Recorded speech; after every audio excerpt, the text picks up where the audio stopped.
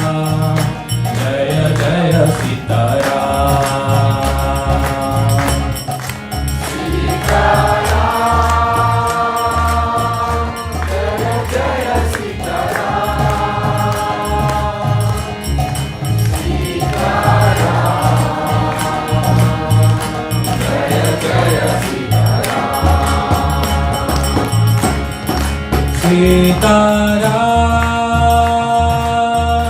Jaya Jaya Sitaram, Sitaram, Jaya Jaya Sitaram, Sitaram, Jaya Jaya Sitaram,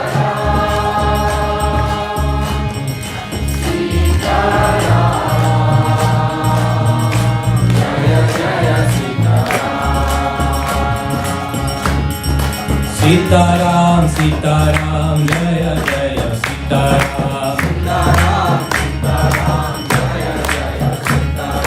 Sitaram, Sitaram, Jaya Jaya Sitaram. Sitaram, Sitaram, Jaya Jaya Sitaram. Sitaram, Sitaram, Jaya Jaya Sitaram. All together this time. Don't stop.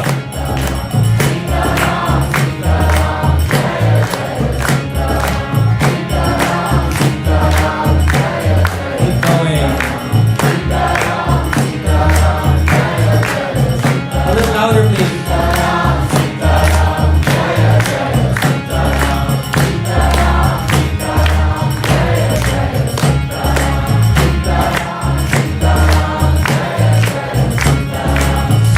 Sitaram, Jaya Jaya Sitaram, Sitaram, Jaya Jaya Sitaram, Sitaram, Jaya Jaya Sitaram,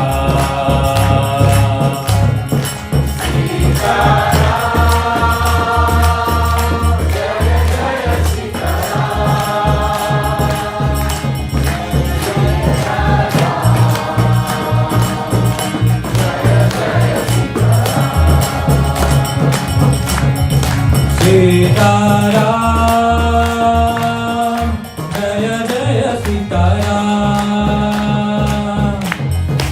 Sitaram, Jaya Jaya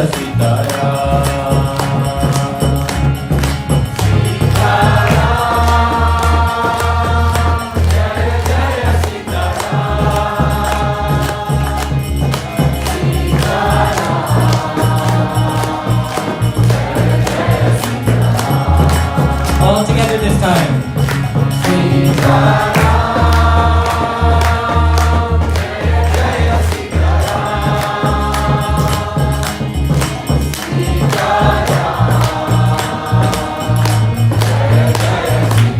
One more time, please.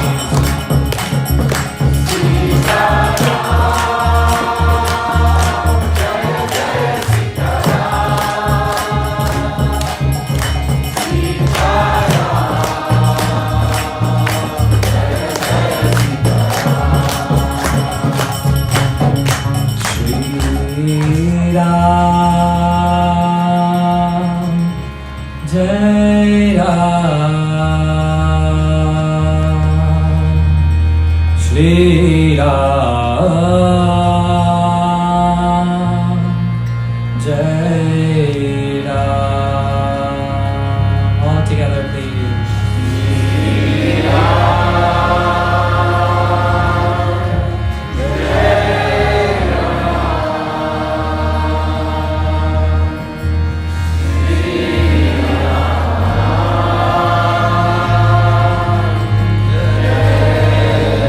One more time with your heart all together.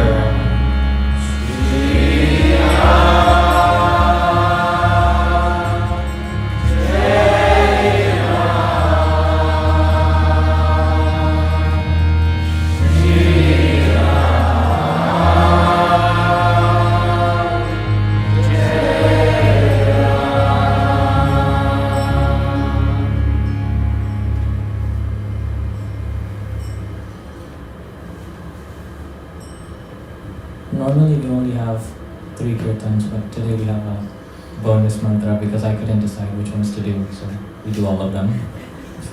So This is another fun one. It has 3 words, 4 words. The first word is Radhe, Radhe, Govinda, Govinda, Gopala. Gopala. Was incorrect, only 3 words. So we'll venture into our last kirtan for the night.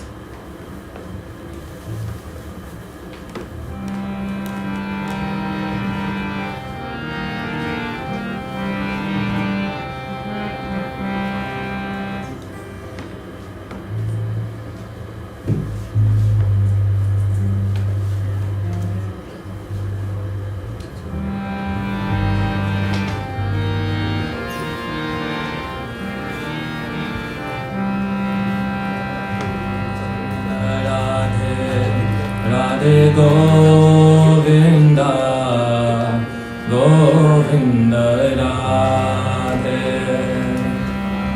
Radhe Radhe Govinda, Govinda Radhe, Radhe Govinda, Govinda Radhe.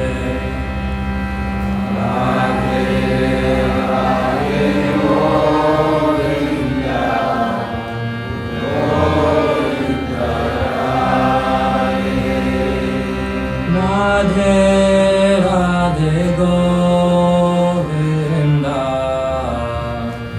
Govinda Radhe.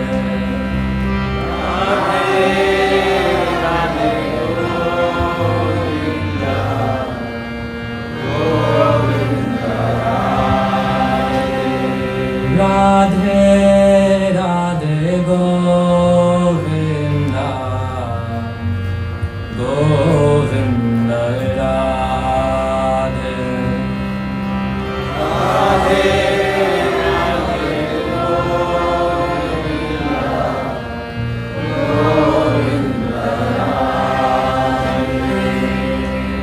Radhe Radhe Govinda, Govinda Radhe. Radhe Radhe Govinda, Govinda Radhe. Radhe Radhe Govinda, Govinda Radhe. Govinda,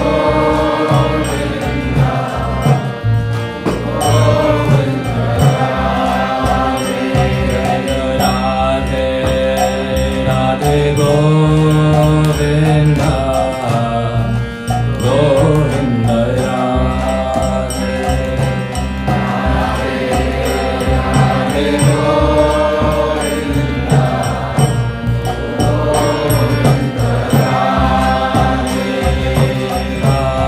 Radhe Govinda,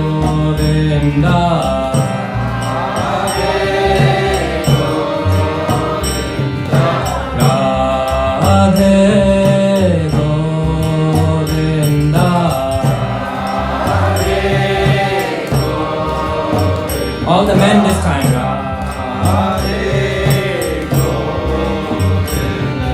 Women. Men.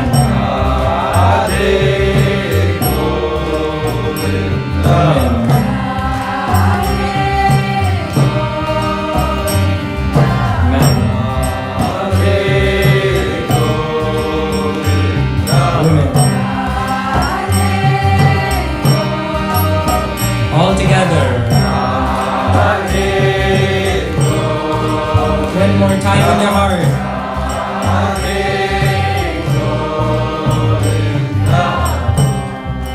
Radhe Govinda,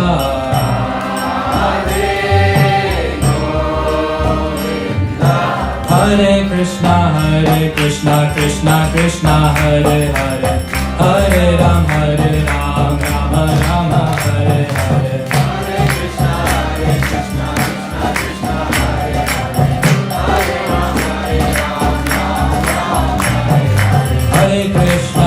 Krishna, Krishna Krishna, Hare Hare, Hare Rama, Rama Rama, Hare Hare. Hare Krishna, Krishna Krishna, Hare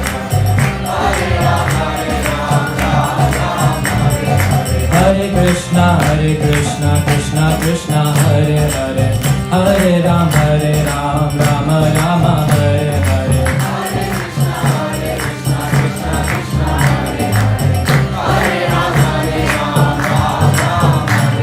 So if you would like, you can stand up and join our dancing party in the back.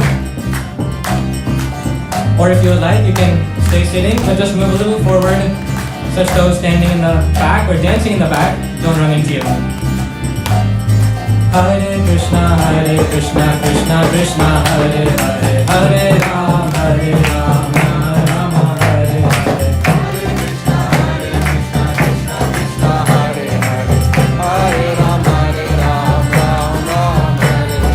Hare Krishna, Krishna Krishna, Hare Hare, Hare Rama, Rama Rama, Hare Hare.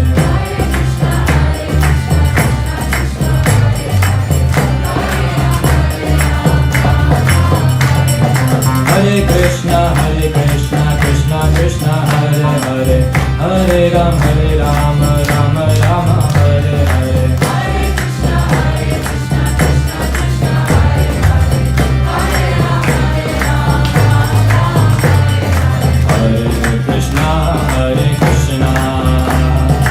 Krishna Krishna, Hare Hare, Hare Rama, Hare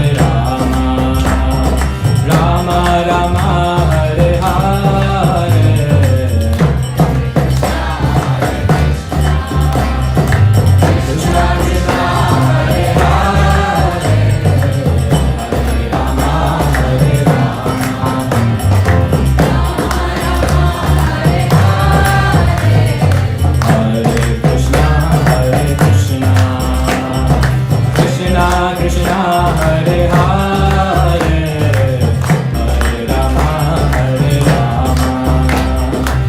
Rama Rama, Hare Hare. Krishna Krishna, Hare Hare, Hare Rama, Rama Rama, Hare Hare.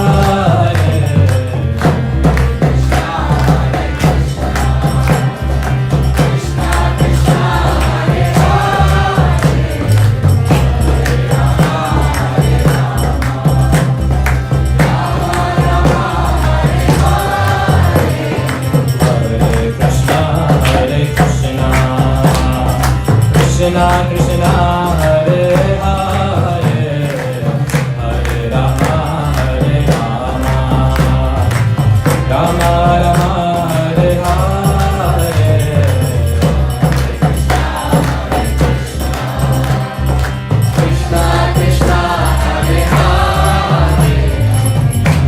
Rama,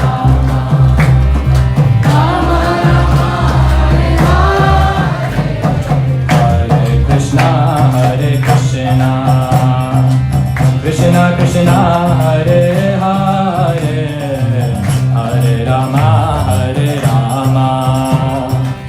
Rama Rama, Hare Hare.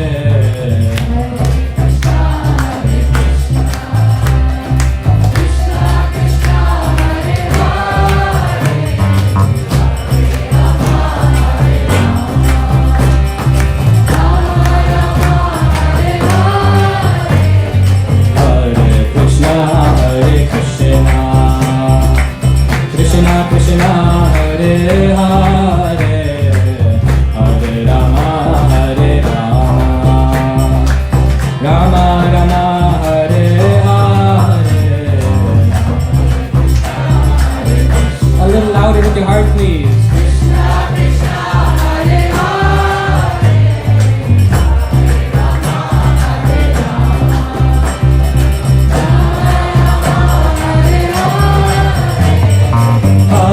Krishna, Hare Krishna, Krishna Krishna, Hare Hare, Hare Rama,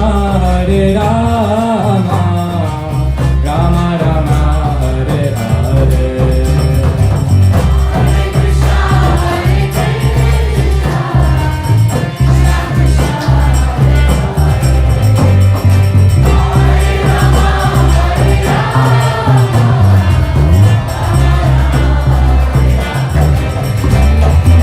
Hare Krishna, Krishna Krishna, Hare Hare, Hare Rama, Rama Rama, Hare Hare.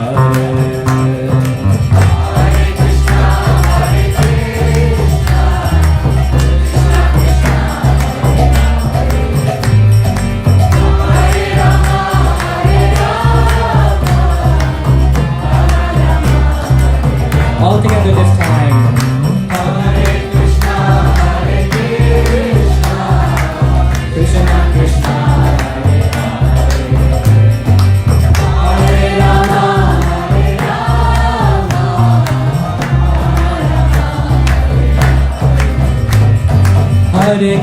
Hare Krishna, Krishna Krishna, Hare Hare, Hare Rama,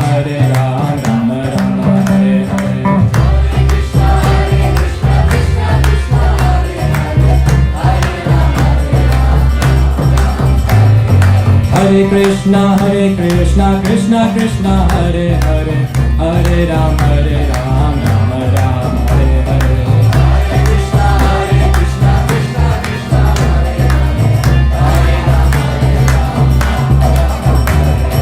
Hare Krishna, Krishna Krishna, Hare Hare, Hare Ram, Ram Ram, Hare Hare.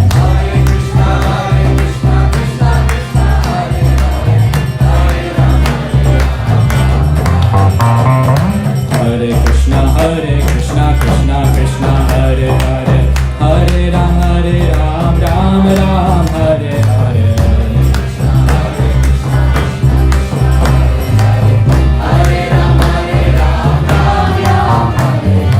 Hare Krishna, Krishna Krishna,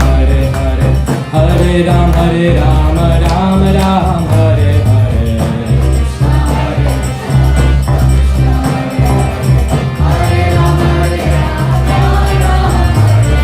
Hare Krishna, Krishna Krishna, Hare Hare, Hare Ram, Ram Ram, Hare Hare.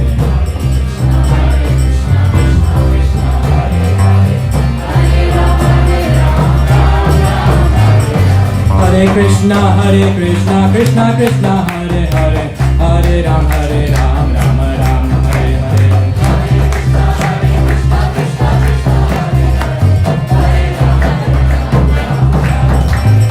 Hare Krishna, Krishna Krishna, Hare Hare, Hare Ram, Ram Ram, Hare Hare.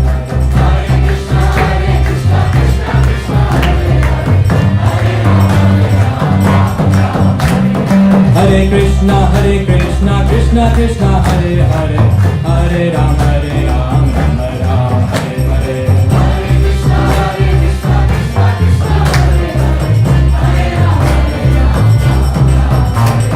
Hare Krishna, Krishna Krishna, Hare Hare, Hare Ram, Ram Ram, Hare Hare.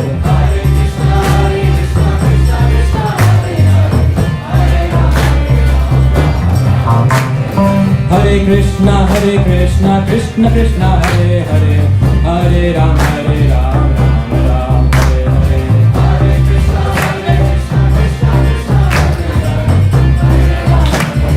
All together this time. Hare Krishna, Krishna Krishna. A little louder, please. Hare Krishna, Krishna, Hare Hare, Hare Ram, Hare Krishna, Krishna Krishna, Hare Hare, Hare Ram, Ram Ram, Hare Hare.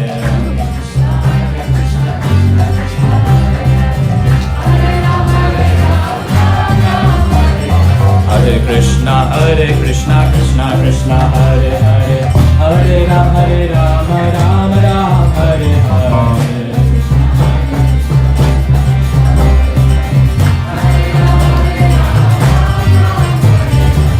Krishna, Krishna Krishna, Hare Hare, Hare Ram, Ram Ram, Hare Hare.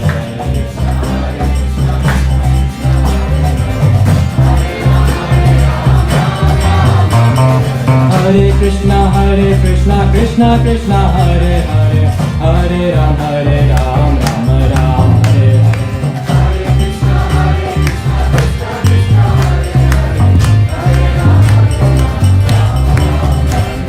Hare Krishna, Krishna Krishna, Hare Hare, Hare Ram, Ram Ram, Hare Hare.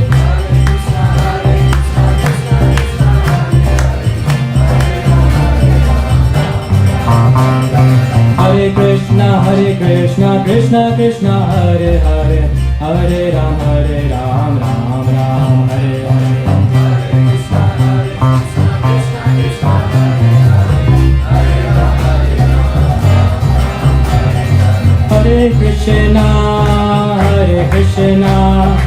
Hare Krishna, Krishna Krishna, Hare Hare, Hare Rama, Rama Rama, Hare Hare.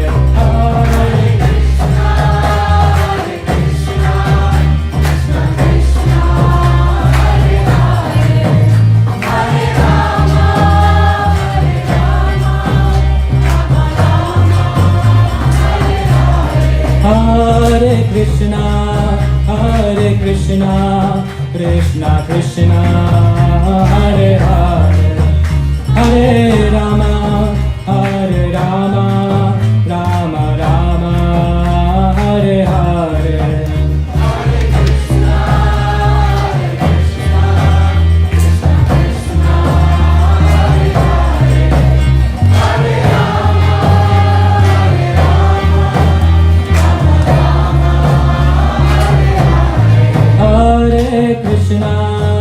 Hare Krishna, Krishna Krishna, Hare Hare, Hare Rama,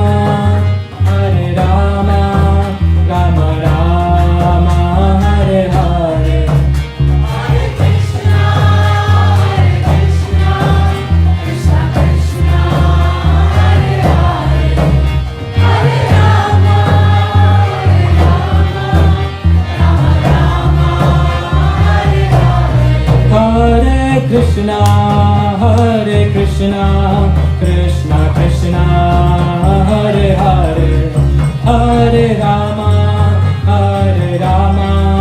Rama Rama, Hare Hare.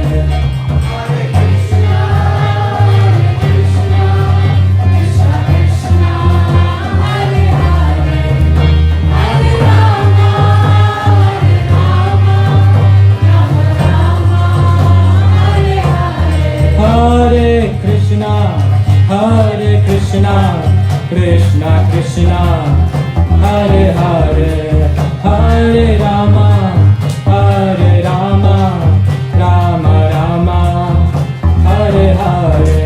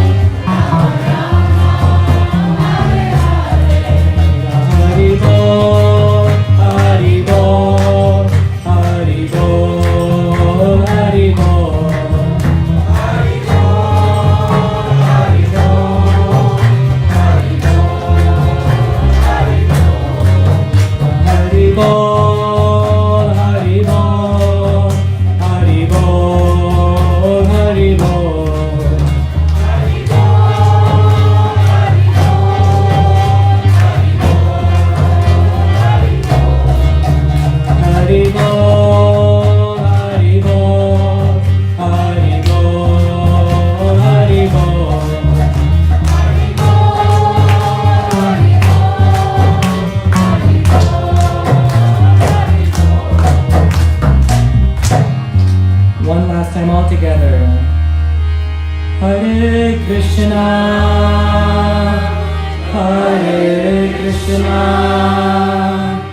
Krishna Krishna, Hare Hare, Hare Rama,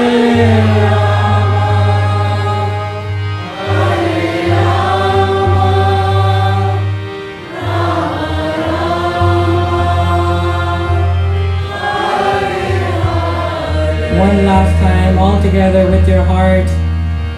Hare Krishna, Hare Krishna, Krishna Krishna, Hare Hare, Hare Rama, Hare Rama, Rama Rama, Hare Hare.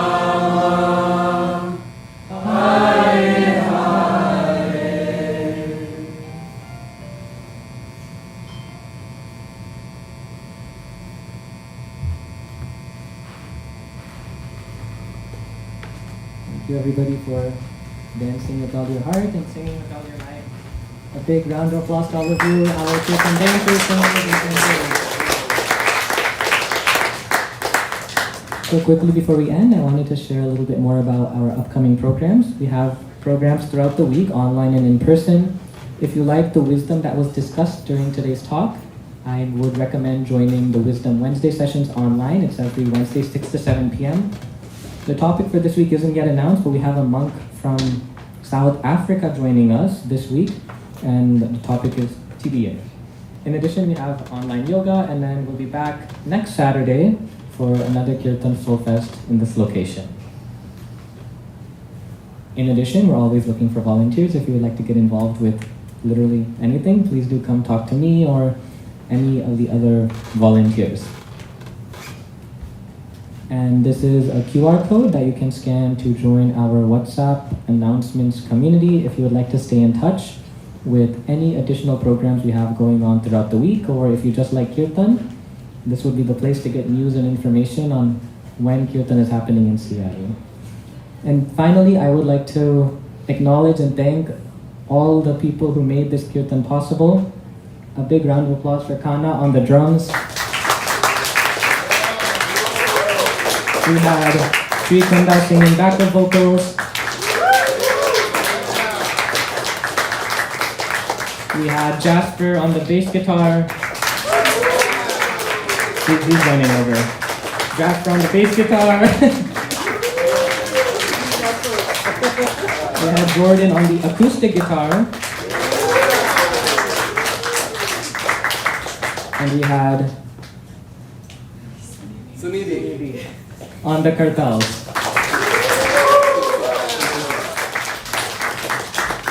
Kirtan can be done without all these instruments, but the instruments are what make the experience so much more immersive. So I'm very grateful that all these instrumentalists and performers take time out of their day and night and weekend, most importantly, to come and make this experience possible.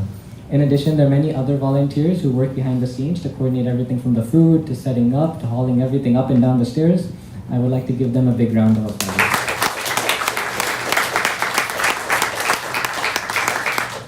That being said, that concludes everything for the night. Jasper is our model for today. He's wearing a heavily meditated t-shirt. We have those for sale for $10 if you would like to grab one if you feel heavily meditated after tonight. And there are more colors. Yes. And that being said, we have food over around in that room. We have Italian today, so please do enjoy. If you have dietary restrictions, again, please do let the volunteers know. Thank you so much, everybody. And one more thing, if you like to sing or you can play some instruments, do let us know. We would love to involve you here. I just met one person who would like to sing, and I met the other person who's a guitarist, and they would like to play. So if you have a talent, come, become the part of the community. Okay? Or if you can dance like Shruti.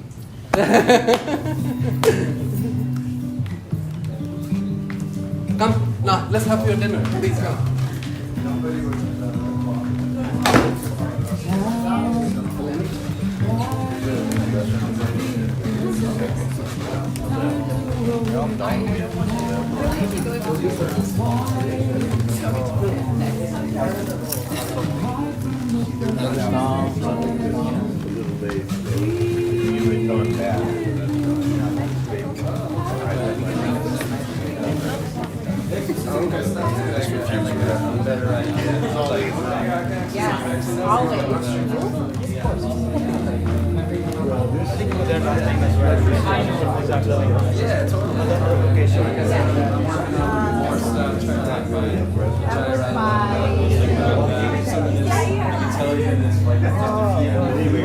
Correct.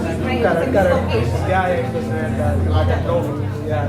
Yes. I know, and that's what I was usually like. I'll just do it right there. You know, it's like easy, accessible.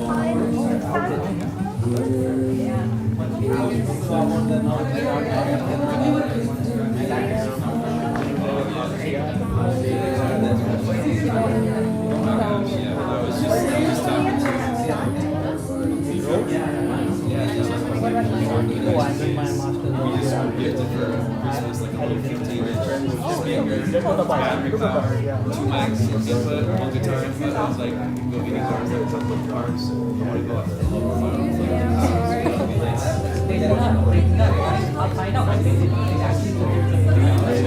My stuff in last week we went out to get milk. And one lady there was like, you guys want to come out for Kirtan? So we went out, we sat in the other like devotees and like I love house so much.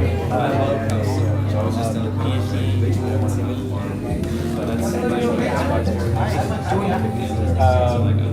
it's me, man. I'm graduating in June. I'm on vacation on June 7th. Are you? Yeah. When I was out there, you should ask me. Okay, yes. I recall you were like, I think I'm working with you, but people who were with you, I spoke to them. We did talk. Nice. I saw you at the festival. So, how long have you been? So you came back when you liked it? Oh, I have been coming here since fall 23. They had their Soulfest then at the Intellectual House.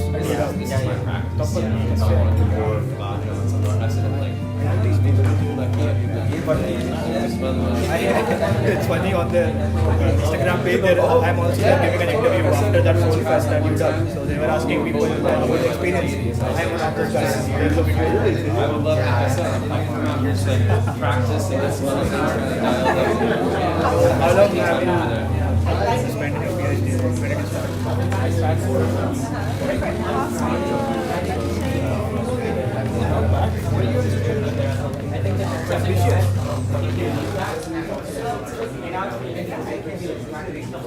Oh really? Oh yeah, no. Friday nights? I try to figure out a good time for us to kind of, if she works in third away, I'm down to live. So now it's just kind of like, what's one of those things you have plans, and it's not a big deal. We're ready to go, the car is loaded, ready to go. So, but yeah, I really appreciate everything. I wanted to get another especially community. It's too small. So she's wearing it, I was like, alright, well, I'll have to get a t-shirt when the weather starts getting nicer. Because I love it. She's like wearing it all the time. People are asking me, it's like, what is that? And it's just like, see, it's part of the scripts. It's so nice to see this kind of people too.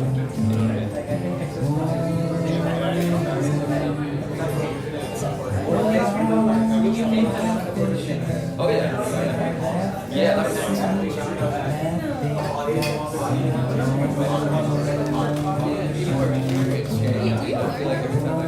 I used to. It's really refreshing and people are like, yeah, I appreciate you.